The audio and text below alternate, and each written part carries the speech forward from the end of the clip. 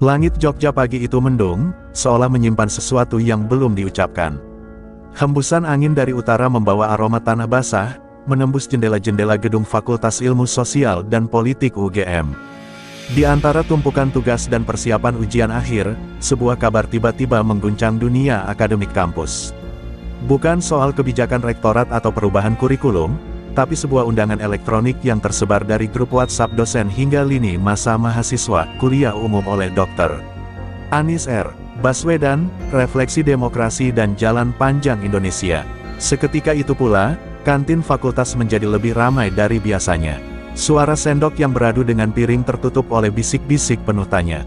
Masa iya dia mau ke sini? Setelah semua yang terjadi, celetuk seorang mahasiswa semester 7 sambil menyeruput kopi hitamnya. Tak ada yang bisa memberi jawaban pasti. Tapi undangan itu resmi, lengkap dengan logo kampus dan tanda tangan wakil rektor. Di sisi lain kota, ruang kerja dosen politik ternama UGM, Prof. Kresna Wicaksana, sedang menerima panggilan dari pihak rektorat. Apakah keputusan ini tak terlalu berani? Tanyanya dengan suara berat. Namun, dari seberang, hanya terdengar jawaban tenang, kita bukan universitas pengecut. Kita rumah pemikiran, bukan ruang gema. Maka keputusan final pun diketok, acara tetap berjalan. Aula Grasaba Pramana disiapkan untuk kehadiran mantan calon presiden yang namanya masih menggema di dinding perdebatan politik nasional. Berita itu dengan cepat merambat ke media sosial. Dalam waktu 2 jam, tagar-tagar Anies di UGM masuk jajaran trending. Pro dan kontra membanjiri kolom komentar. Beberapa memuji keberanian UGM, lainnya mencibir, menyebut kampus sudah berubah arah. Tapi di tengah semua itu, mahasiswa tetap penasaran. Bukan soal setuju atau tidak, melainkan karena satu hal, setelah sekian lama diam, kenapa Anies tiba-tiba muncul, dan memilih UGM sebagai panggungnya. Di sebuah lorong gelap perpustakaan, seorang mahasiswa tingkat akhir bernama Laras membolak-balik buku tua berjudul Demokrasi Pasca Kolonial. Ia bukan simpatisan Anies, juga bukan pembencinya. Tapi ia tahu, kehadiran tokoh semacam itu ke kampus bukan sekadar kuliah umum biasa. Ini bukan sekadar pidato. Ini adalah sinyal, gumamnya lirih sambil menatap langit-langit yang retak. 3 hari sebelum acara, pihak keamanan kampus meningkatkan patroli. Polisi berpakaian preman mulai tampak di sekitar pintu gerbang. Pihak panitia kuliah umum menerima peringatan dari instansi yang tak disebutkan namanya, pastikan tidak ada provokasi. Namun panitia tetap melangkah, dengan hati tegang namun tekad membaja. Karena mereka sadar, demokrasi tak bisa tumbuh jika kampus hanya jadi taman bunga yang sunyi. Malam menjelang, suasana di sekitar kampus menjadi lebih hidup dari biasanya. Spanduk putih dengan huruf hitam terpampang di gerbang utama, diskusi bukan dosa.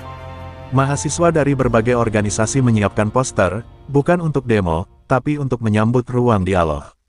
Mereka tahu, mungkin ini satu-satunya kesempatan melihat langsung seseorang yang pernah nyaris menjadi pemimpin negeri. Sementara itu, di sebuah rumah tua di bilangan Kaliurang, Anies Baswedan duduk sendiri di teras, membaca ulang naskah pidatonya. Di atas meja, secangkir teh melati mengepul pelan. Jogja selalu punya cara menyapa dengan sunyi, ucapnya lirih, sambil menatap langit malam yang tak bertabur bintang. Ia tahu, besok bukan sekadar bicara, tapi mempertaruhkan sisa pengaruh yang masih melekat padanya. Dan di balik semua kegaduhan itu, di sebuah kamar kos sederhana, seorang mahasiswa baru menulis diari, mungkin besok aku akan mengerti kenapa orang seperti Anies masih punya tempat bicara. Atau justru aku akan melihat bagaimana demokrasi dipertaruhkan di atas podium kampus. Besok pagi, semua akan dimulai. Tapi malam ini, Jogja menahan napas. Siap? Kita lanjut ke bab 2, langkah kaki yang menggetarkan dengan pengembangan yang tetap menjaga kesinambungan cerita sebelumnya, dibuat dalam 12 paragraf, penuh atmosfer, emosi, dan dinamika politik kampus yang terasa hidup. Pagi yang dijanjikan akhirnya datang. Kabut tipis menyelimuti kampus UGM, seolah menyamarkan detak jantung ribuan mahasiswa yang perlahan memenuhi area Grasaba Pramana. Langit masih menggantungkan awan kelabu, seperti menyambut pertanda dari masa depan yang belum terungkap. Barikade pengamanan berdiri rapi, tidak seperti acara-acara akademik biasa. Kali ini, ada aura ketegangan yang tak terucap, menyusup di antara tawa gugup dan langkah tergesa para penonton yang ingin duduk paling depan. Panitia sibuk membagikan selebaran kecil bertuliskan kutipan dari pidato Bung Hatta, "Demokrasi adalah keberanian untuk tidak tunduk pada kekuasaan yang membungkam." Sebagian mahasiswa menyelipkan selebaran itu ke dalam saku, sebagian lainnya menempelkannya di dada. Mereka datang bukan hanya untuk mendengar, tapi juga untuk menyaksikan apakah yang dikabarkan itu akan benar-benar terjadi. Jam dinding besar di dalam aula menunjukkan pukul 9.45. Tepat 15 menit sebelum acara dimulai, sebuah mobil hitam berhenti di depan tangga utama. Pintu dibuka pelan, dan dari dalamnya, sosok Anies Baswedan melangkah keluar. Ia mengenakan jas abu-abu muda dan peci hitam. Tak ada rombongan panjang, tak ada pengawalan mencolok. Hanya langkah perlahan yang menggema di tangga granit, mengisi ruang dengan keheningan yang nyaris sakral. Tatapan mahasiswa yang menyambutnya bervariasi. Ada yang penuh rasa hormat, ada pula yang tajam, seolah menantang. Tapi Anies tetap tersenyum tipis, seakan memahami bahwa kepercayaan tak bisa dibeli, hanya bisa dibangun dari kata-kata dan waktu. Sesekali ia mengangguk ke arah wajah-wajah muda yang menatapnya tanpa berkedip, seolah ingin menangkap tiap detail dari momen yang hanya datang sekali. Begitu memasuki aula, sorak dan tepuk tangan bergema. Namun bukan tepuk tangan seragam penuh puja, melainkan campuran rasa penasaran, hormat, dan kehati-hatian. Kamera dari berbagai media menyala, menciptakan kilatan cahaya yang memantul di dinding kaca aula. Di podium, sebuah mikrofon tunggal berdiri menunggu. Di belakangnya, spanduk besar bertuliskan, "UGM Bicara, Demokrasi dan Jalan Panjang Kita." Setelah pembukaan oleh Rektor, dan sambutan singkat dari Ketua BEM, tibalah saat yang dinanti. Anies berjalan menuju podium, mengambil nafas dalam, lalu menyapu pandangannya ke seluruh penjuru ruangan. Suaranya mengalun tenang, berat tapi bersih, menembus udara kampus yang kaku. "Saudara-saudara muda saya, kita berkumpul hari ini bukan untuk nostalgia. Kita hadir untuk bertanya, kenapa demokrasi kita hari ini terasa lelah, kehilangan semangatnya, dan tampak berjalan pincang." Ruangan menjadi senyap, tak satu pun ponsel terdengar. Bahkan langkah panitia yang biasanya mondar-mandir pun terhenti. Kalimat itu seperti membuka luka lama yang belum sembuh. Beberapa dosen saling pandang. Di antara mahasiswa, Laras duduk di baris keempat, mencatat setiap kalimat yang meluncur dari podium, tak ingin kehilangan satu pun momen. Anies kemudian menceritakan bagaimana ia menyaksikan demokrasi yang dulu diperjuangkan dengan darah, kini dipertontonkan seperti panggung boneka. Ia tak menyebut nama, tak menyudutkan siapapun, tapi setiap frasa yang diucapkannya membentuk bayangan-bayangan tokoh dan peristiwa yang hanya bisa dimengerti mereka yang pernah menyelami politik dengan jujur. Ketika suara rakyat ditukar dengan sembako, dan kritik dianggap penghinaan, maka negeri ini sedang kehilangan cermin, lanjutnya. Beberapa mahasiswa bertepuk tangan, pelan, beberapa lainnya hanya menunduk, merenungkan. Ada satu kalimat yang membuat suasana berubah, kalau suatu hari nanti negeri ini diberi kesempatan memilih lagi, pilihlah yang benar. Bukan yang penuh baliho, tapi yang bisa menatap mata rakyat tanpa rasa bersalah. Kalimat itu tidak hanya menghentak, tapi menamparkan halus mereka yang selama ini diam. Tepuk tangan akhirnya pecah, kali ini tanpa ragu. Anies berhenti sejenak, membiarkan ruangan bergemuruh. Namun di balik podium, matanya tajam. Seolah ia tahu, bukan semua yang bertepuk tangan itu mendukung. Beberapa hanya ingin melihat kemana angin akan berhembus, dan siapa yang akan berani berdiri paling depan saat badai datang. Ketika pidato memasuki menit ke-40, suasana mulai terasa aneh. Seorang panitia yang berdiri di sisi pintu mulai gelisah. Ia menerima pesan singkat dari nomor tak dikenal, "Matikan mic-nya. Cukup sampai di sini." Namun layar ponsel itu langsung padam. Dahi si panitia berkeringat, dan ia menoleh pada rekannya. Tanpa berkata-kata, mereka tahu, ini akan jadi lebih dari sekadar pidato. Dan pada detik itulah, sesuatu yang tak terduga mulai terjadi. Siap, berikut lanjutan ceritanya, Bab 3, Suara dalam Kegelapan, dengan tensi yang meningkat dan tetap menyambung kuat dari bab sebelumnya. Disusun dalam 12 paragraf, penuh atmosfer dramatis dan intrik yang semakin terasa. Ketika kalimat Anies baru saja hendak mengarah pada kritik paling tajamnya, lampu aula mendadak padam. Suara mikrofon tercekat, hanya menyisakan dengung samar dari sistem audio yang kehilangan daya. Seketika ruangan terperangkap dalam gelap gulita, seolah seluruh listrik kampus terputus dalam satu tarikan nafas. Sesaat, Semua terdiam, lalu dari sudut aula, terdengar satu suara mahasiswa, "Ini sabotase." Kegaduhan pun pecah. Kilatan dari ponsel mulai menerangi wajah-wajah panik dan penasaran. Beberapa mahasiswa berdiri, mencoba mencari tahu apa yang terjadi. Panitia berlarian ke arah belakang panggung, menyusuri kabel-kabel dan panel listrik, tapi tak menemukan jawaban pasti. Satu hal yang jelas, ini bukan gangguan teknis biasa. Grasabha Pramana tak pernah mengalami pemadaman mendadak selama acara sebesar ini. Namun di tengah kegelapan itu, suara Anis kembali terdengar. Ia tidak menggunakan pengeras suara, hanya vokalnya sendiri yang lantang. "Kalau listrik bisa dipadamkan, hati nurani tidak." Teriaknya dari atas podium. Mahasiswa yang tadinya gelisah, kini mulai tenang. Mereka mendengarkan, bukan karena suara itu nyaring, tapi karena maknanya menggema di ruang batin yang lama sunyi. Suara itu bukan sekadar milik seorang tokoh politik, tapi suara seseorang yang sedang menguji keberanian pendengarnya. Anis melanjutkan pidatonya dengan nada lebih rendah, namun penuh kekuatan. Ia bicara tentang bagaimana sejarah Indonesia dibentuk bukan di bawah sorotan lampu, tapi di lorong-lorong sempit, di rumah-rumah rakyat, dalam gelap dan ketakutan. "Jangan tunggu terang untuk berkata benar," katanya, "karena kebenaran sering lahir dari kegelapan." Sementara itu, Laras masih duduk diam di kursinya.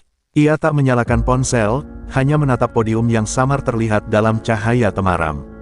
Ia tahu, ini bukan hanya kuliah umum. Ini ujian. Ujian tentang siapa yang masih bisa berpikir jernih di saat kejujuran tak punya mikrofon. Beberapa dosen mulai berdiskusi lirih. Salah satu dari mereka, Prof. Kresna, berdiri dan berteriak, "Biarkan beliau melanjutkan. Jangan ganggu forum ilmiah." Tepuk tangan pun meletus, meski masih dalam gelap. Pihak keamanan yang tadinya berdiri di belakang aula terlihat ragu. Mereka menerima pesan lewat radio genggam untuk menjaga situasi tetap kondusif. Tapi siapa yang bisa menentukan arti kondusif saat suara rakyat mulai tumbuh liar? Di luar aula, kerumunan mahasiswa yang tidak kebagian tempat menyadari ada sesuatu yang tidak beres. Mereka mulai meneriakkan nama Anis, bukan sebagai dukungan mutlak, tapi sebagai penegasan bahwa siapapun yang mencoba membungkam forum kampus akan berhadapan dengan daya kritis anak muda. Beberapa menit kemudian, genset akhirnya menyala. Cahaya kembali menerangi aula, meski redup dan tidak stabil. Mikrofon menyala dengan suara berdengung. Tapi Anis menolak menggunakannya. Ia tetap berdiri tanpa alat bantu suara. "Biar suara kita tak dikendalikan teknologi," ujarnya, lalu melanjutkan pidatonya hingga selesai, dengan nada lirih tapi tajam, seperti ukiran di batu. Saat pidato berakhir, seluruh aula hening. Lalu satu persatu mahasiswa berdiri dan memberi tepuk tangan panjang. Bukan karena mereka setuju penuh, tapi karena mereka menyaksikan sesuatu yang langka, keberanian untuk berbicara, meski panggungnya tak sempurna. Meski terang dicuri, makna tetap ditemukan. Anis menunduk hormat, lalu melangkah turun dari podium. Saat itu, seorang mahasiswa dari barisan belakang meneriakkan, "Pak, kalau nanti ada pemilu lagi, kami tahu harus bagaimana." Aula bergemuruh. Anis tidak membalas. Ia hanya tersenyum kecil, lalu berbisik pada dirinya sendiri, "Masih ada yang percaya pada kata." Di luar, langit mulai cerah. Matahari menembus celah-celah dedaunan di jalanan kampus. Seolah Jogja, yang tadi gelap, mulai menemukan cahaya baru. Tapi ini baru permulaan. Apa yang terjadi hari itu akan membangkitkan gelombang yang tak bisa dihentikan. "Siap, kita lanjut ke bab 4, riak yang menjadi gelombang."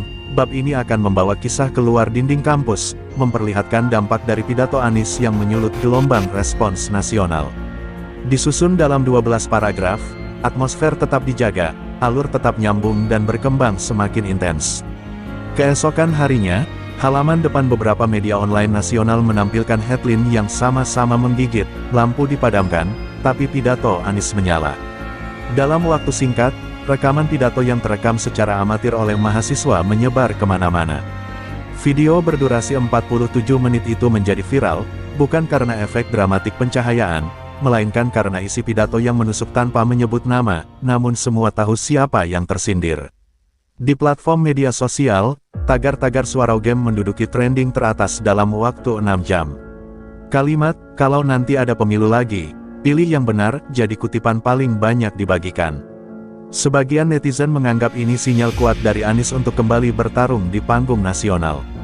Sebagian lain menilainya sebagai tamparan halus terhadap kondisi demokrasi yang sedang tersandera. Di tengah gelombang pujian, tentu datang pula arus penolakan. Sejumlah akun yang diduga simpatisan kekuasaan mulai membangun narasi bahwa pidato Anies adalah bentuk provokasi dan upaya menghidupkan konflik horizontal. Mereka menyebarkan video potongan yang telah diedit, menggambarkan suasana gaduh, seolah-olah forum kampus telah dibajak untuk agenda politik. Namun respons seperti itu justru memperbesar perhatian publik. Banyak akademisi, termasuk dosen senior dari berbagai universitas negeri, angkat suara mendukung kebebasan berbicara di kampus. Mereka mengingatkan bahwa kampus adalah tempat berpikir kritis, bukan tempat menyanjung kekuasaan. Bahkan beberapa tokoh senior, seperti mantan rektor, menyebut pidato Anies sebagai momentum kembalinya idealisme ke ruang akademik. Sementara itu, pihak kampus UGM berada dalam posisi sulit. Rektor dipanggil Kementerian Pendidikan untuk memberikan klarifikasi. Dalam pertemuan yang berlangsung tertutup itu, ia hanya berkata singkat kepada wartawan yang menunggu di luar, kampus adalah rumah kebebasan berpikir. Kami tidak menyensor pikiran. Kalimat itu menjadi tameng moral yang tak mudah digoyahkan. Di balik layar, tekanan datang dari banyak arah. Beberapa sponsor acara menarik dana dukungan mereka. Poster-poster acara berikutnya dibatalkan tanpa alasan jelas. Bahkan beberapa panitia yang aktif dalam penyelenggaraan dimintai keterangan oleh pihak universitas dengan nada interrogatif. Salah satu dari mereka adalah Laras, yang kini harus memilih diam atau bicara. Laras, yang selama ini dikenal tenang, mendadak menulis utas panjang di akun media sosial pribadinya. Ia menceritakan kronologi kejadian secara detail, termasuk bagaimana panitia menerima pesan misterius saat pidato berlangsung. Ia menolak menyebut siapa pelakunya, tapi tulisannya menggema. Dalam sehari, utas itu dibaca lebih dari 1 juta kali dan dibagikan oleh banyak tokoh nasional. Sementara itu, Anies tetap tenang. Ia tidak memberikan klarifikasi panjang atau membela diri. Hanya satu kalimat yang ia kirimkan lewat akun resmi, "Saya percaya, kebenaran tak butuh mikrofon, cukup telinga yang bersih dan hati yang jernih." Kalimat itu menjadi bahan kaos, stiker, hingga mural di dinding kampus-kampus lain. Suara telah berubah menjadi gerakan. Dari Bandung hingga Makassar, kampus-kampus mulai mengadakan diskusi bertajuk "Masa Depan Demokrasi". Undangan kepada Anies membanjir, namun ia menolak sebagian besar, memilih untuk membiarkan benih yang telah ditanam tumbuh sendiri tanpa harus selalu disiram. Ia tahu, terlalu sering tampil justru akan membuat suaranya kehilangan daya. Pemerintah mulai panik. Dalam rapat terbatas, salah satu pejabat senior berkata, "Jangan biarkan ini jadi bola liar." Tapi bola itu sudah menggelinding. Dari sebuah pidato dalam gelap, kini menjadi sorotan terang yang tak bisa lagi dihindari. Di layar televisi, berita bergulir cepat, dan di ruang-ruang keluarga, nama Anies kembali dibicarakan, bukan hanya sebagai mantan gubernur, tapi sebagai suara alternatif dari masa depan. Di antara semua kekacauan ini, satu hal jadi jelas, riak yang lahir di Jogja telah menjadi gelombang. Dan gelombang itu belum menunjukkan tanda akan mereda. Siap? Kita lanjut ke bab 5, di balik tirai kekuasaan. Bab ini menyelami respons diam-diam para penguasa yang merasa terganggu dengan gelombang kesadaran baru yang lahir dari pidato Anies. Intrik mulai tumbuh, tekanan demi tekanan dirancang dalam ruang-ruang tertutup. Disusun dalam 12 paragraf yang nyambung dan memikat.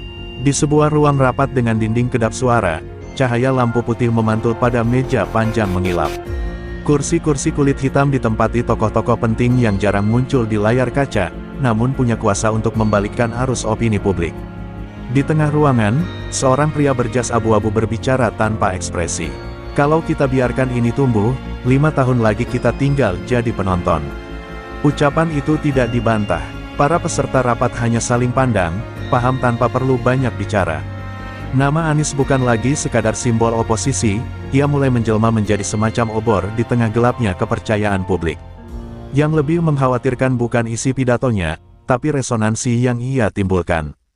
Ia tidak berteriak, namun gema kata-katanya menembus tembok-tembok istana. Dari ruang itu, lahirlah strategi senyap. Media-media tertentu diarahkan menurunkan opini-opini yang mempertanyakan rekam jejak Anies, menggali ulang keputusan lama, dan menyisipkan narasi bahwa dirinya terlalu pandai bicara tapi minim bukti kerja. Konten-konten ini tak menyebutkan nama acara UGM secara langsung, tapi menggiring publik untuk melihatnya dalam lensa sinis. Sementara itu, aparat sipil mulai bergerak dalam bentuk yang lebih halus. Beberapa rektor universitas menerima surat edaran tak resmi, berisi imbauan agar kegiatan yang bersifat politis di lingkungan akademik dikaji ulang. Bahasa surat itu tidak memaksa, tapi semua tahu. Maknanya, mereka diminta untuk membendung laju semangat yang sedang berkobar. Laras, yang sebelumnya hanya mahasiswa biasa, kini menjadi wajah muda gerakan ini tanpa ia sadari. Ia mulai mendapat pesan anonim di akun pribadinya, sebagian bernada sinis, sebagian mengancam. Salah satu pesan berbunyi, "Kalau kamu terus maju, jangan salahkan kalau keluargamu ikut terlibat." Meski jantungnya berdegup lebih cepat, Laras tak surut. Ia sadar, ketakutan adalah pintu masuk pertama dari kekalahan. Sementara itu, Anies menjaga langkahnya. Ia menolak wawancara dengan media nasional, dan lebih memilih berbincang dengan komunitas-komunitas kecil, menyebarkan benih pemikiran lewat forum diskusi terbatas. Ia sadar, bila terlalu terang, ia justru akan menjadi sasaran yang mudah dibidik. "Kita tak usah buru-buru menang," ujarnya pada salah satu timnya, "yang penting arus ini tak surut." Di balik layar, seorang mantan jurnalis senior yang kini bekerja di balik tim digital pemerintahan memberikan saran ke petinggi negeri, "Kalau ingin menghentikan ini, jangan lawan langsung. Gunakan tokoh yang terlihat netral, tapi perlahan mengikis kepercayaan publik." Maka dimulailah upaya mencari suara-suara alternatif untuk menenggelamkan riuh dukungan.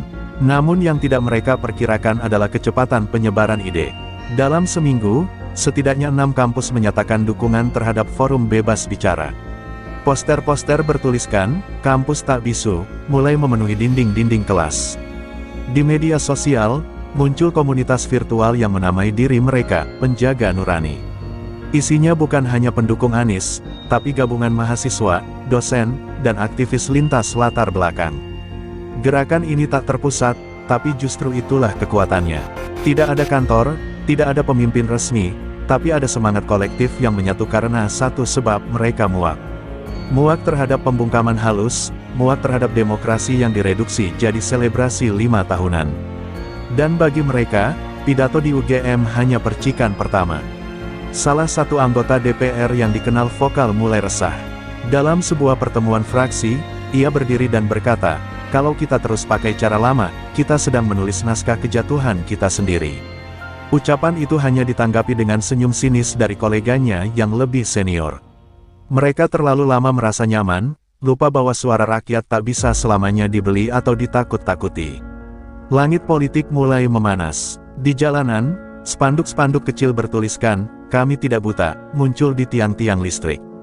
Di dunia maya, debat tak terhindarkan. Tapi satu hal pasti, gelombang itu kini telah menyentuh kaki-kaki kekuasaan. Dan seperti semua gelombang, ia tak akan berhenti sebelum sesuatu tumbang. Dengan senang hati, kita lanjut ke bab 6, kampus yang digembok, suara yang membelah langit. Bab ini akan menampilkan eskalasi nyata dari tekanan, ketika aparat mulai bergerak terang-terangan dan gerakan perlawanan mulai menemukan bentuknya. Tetap disusun dalam 12 paragraf, menjaga kesinambungan alur, membangun ketegangan, dan memikat emosi pembaca. Pada suatu pagi yang mendung di Surabaya, suasana Universitas Airlangga tak seperti biasanya. Sejumlah mahasiswa yang hendak menghadiri forum diskusi bertajuk "Demokrasi dalam Bahaya" dibuat terkejut saat mendapati gerbang aula tempat acara digembok dengan rantai besi. Tak ada pemberitahuan, tak ada surat larangan. Hanya papan kecil bertuliskan, "Perbaikan fasilitas, ditutup sementara." Tapi semua tahu itu bukan alasan sebenarnya. Ketika panitia mencoba mencari kejelasan ke pihak administrasi, mereka hanya mendapat jawaban datar, "Kami mendapat instruksi lisan dari atas." Tidak dijelaskan siapa atas itu, namun mereka tahu, ini bukan sekadar perintah rektorat. Ini sinyal bahwa ruang kebebasan akademik sedang dipreteli secara sistematis. Namun mahasiswa bukan anak kecil yang bisa dibungkam dengan gembok. Mereka memindahkan forum ke taman kampus. Dengan pengeras suara portabel dan tikar seadanya, mereka menggelar diskusi di bawah langit abu-abu. Ratusan orang berkumpul, tak hanya dari kalangan mahasiswa, tapi juga alumni, dosen muda, dan aktivis. Momen itu diabadikan, disiarkan langsung ke media sosial, dan dalam hitungan jam, menjadi simbol baru, kampus tak butuh aula megah untuk bicara kebenaran. Beberapa jam kemudian, aparat keamanan datang dengan alasan menjaga ketertiban. Namun kehadiran mereka justru menyulut amarah. Salah satu mahasiswa perempuan diangkat secara paksa saat sedang membaca puisi. Video detik-detik itu viral. Judul-judul berita seperti, diskusi dibubarkan, puisi dibelenggu, menggema di jagat maya. Sekali lagi, pemerintah kehilangan simpati publik. Anies, yang sejak pidatonya memilih untuk tak banyak muncul, akhirnya berbicara. Dalam sebuah rekaman singkat yang ia unggah, ia berkata dengan tenang namun tegas, jika ruang berpikir dibungkam, jangan heran bila jalan raya menjadi kelas terbuka. Mahasiswa bukan ancaman, mereka adalah cermin nurani bangsa. Kalimat itu meledak seperti petir di tengah gerimis. Kata-katanya melesat dari layar ke jalan. Dalam 2 hari, aksi solidaritas muncul di Bandung, Jogja, Malang, dan Makassar. Poster-poster bertuliskan, kampus digembok, suara kami tidak, menjadi simbol perlawanan. Di tengah lautan kepala, lagu, Darah Juang, kembali dinyanyikan, tak lagi sekadar nostalgia, tapi sebagai seruan untuk melawan pembungkaman. Di sisi lain, pemerintah mulai melakukan konsolidasi. Sejumlah pejabat komunikasi negara mengadakan rapat darurat, membahas strategi kontra narasi. Beberapa akun buzzer bayaran kembali diaktifkan, menggulirkan tagar seperti tagar mahasiswa gagal fokus dan tagar politik kampus tersesat. Tapi publik sudah mulai cerdas. Narasi murahan itu hanya menambah kemarahan. Laras, yang namanya kini dikenal luas, kembali muncul dalam sebuah forum diskusi daring. Dengan suara yang sedikit gemetar tapi penuh keyakinan, ia berkata, kami tidak sedang menolak negara. Kami sedang menyelamatkan wajahnya dari bayangan tirani. Ucapannya menjadi kutipan harian di berbagai kanal, mengukuhkannya sebagai simbol gerakan pemuda baru. Saat situasi makin panas, muncul wacana pelarangan kegiatan politik di semua universitas negeri. Sebuah rancangan surat edaran bocor ke publik, lengkap dengan cap kementerian. Isinya mengatur agar semua kegiatan diskusi yang berbau politik harus melalui persetujuan pusat. Dalam semalam, mahasiswa seluruh negeri merasa seperti kembali ke masa gelap Orde Lama. Namun di tengah tekanan itu, muncul sebuah keputusan tak terduga dari Anies. Ia menyatakan akan mengadakan pidato terbuka di lapangan Monas, bukan sebagai kampanye, tapi sebagai tanggapan terhadap situasi kebangsaan. Kalau mereka menutup aula, mari kita buka langit, tulisnya di akun resminya. Tanggal sudah ditentukan, judul pidatonya pun telah diumumkan, suara yang tak bisa dibungkam. Dari ujung-ujung kota hingga pelosok kampus, rakyat mulai bertanya-tanya, apakah ini awal dari gelombang besar yang tak lagi bisa dibendung. Sementara aparat mulai siaga, rakyat bersiap hadir. Di bawah langit yang perlahan mendung, satu kepastian muncul, pertarungan belum berakhir, justru baru dimulai. Dengan senang hati, berikut kelanjutan dan penutup dari cerita ini. Pagi di Monas itu terasa berbeda. Udara masih segar, tapi ketegangan sudah menggantung di antara kerumunan yang berdatangan dari segala penjuru. Tak ada baliho, tak ada panggung megah. Hanya tikar, spanduk kain buatan tangan, dan suara yang bergetar dari pengeras portabel. Mereka datang bukan untuk sorak-sorai politik, tapi untuk mendengar kata-kata yang tak bisa lagi ditemukan di ruang resmi. Anies tiba dengan langkah tenang, mengenakan kemeja putih polos tanpa lambang apapun. Ia tak dikawal aparat, hanya ditemani beberapa relawan muda. Di sekelilingnya, lautan manusia menyambut dengan tepuk tangan yang tak meledak, tapi padat makna. Ini bukan pesta, ini pernyataan, diam tapi lantang, sederhana tapi menusuk. Ia berdiri di atas peti kayu bekas, memegang mikrofon sederhana, lalu memulai pidatonya. Kita tidak sedang berkumpul untuk menentang siapa-siapa. Kita berkumpul karena suara hati kita tak sanggup lagi diam. Suaranya stabil, tak mendramatisir, tapi setiap kata seperti paku yang menghujam tembok kepura-puraan yang selama ini dibangun penguasa. Ia bicara tentang anak-anak muda yang ditakut-takuti, dosen yang ditekan karena berpikir bebas, dan orang tua yang khawatir anaknya jadi target hanya karena bertanya soal keadilan. Kalau berpikir kritis dianggap makar, maka bangsa ini sedang kehilangan akalnya. Lanjutnya, membuat beberapa orang menunduk, menangis diam-diam. Di belakang kerumunan, puluhan aparat berpakaian sipil berdiri memantau. Beberapa memegang kamera, sebagian lainnya sibuk mengirim pesan. Tapi mereka tidak bisa membubarkan massa. Tidak hari itu, karena yang berkumpul bukan hanya mahasiswa dan aktivis, tapi juga ibu rumah tangga, pensiunan guru, tukang ojek, dan karyawan swasta. Warga biasa yang muak dibohongi. Pidato itu tak berlangsung lama. Hanya 20 menit, tapi terasa seperti 100 tahun yang dirangkum dalam satu ledakan kesadaran. Ketika Anies mengakhiri kalimat terakhirnya, "Kalau suara kami tak bisa masuk ke gedung, maka biarlah langit yang jadi atapnya." Kerumunan berdiri, tidak bersorak, tapi mengangkat tangan ke udara sebagai simbol. Sunyi, hening, tapi mengguncang. Keesokan harinya, media nasional enggan memuat berita utama soal pidato itu. Tapi media alternatif, kanal YouTube independen, dan platform digital membagikannya jutaan kali. Potongan video pidato menjadi viral di berbagai negara. Sejumlah tokoh luar negeri ikut angkat suara, menyebut Indonesia sedang berada di persimpangan demokrasi. Pemerintah merasa terpojok. Beberapa pihak menyarankan langkah represif, namun tekanan internasional dan dukungan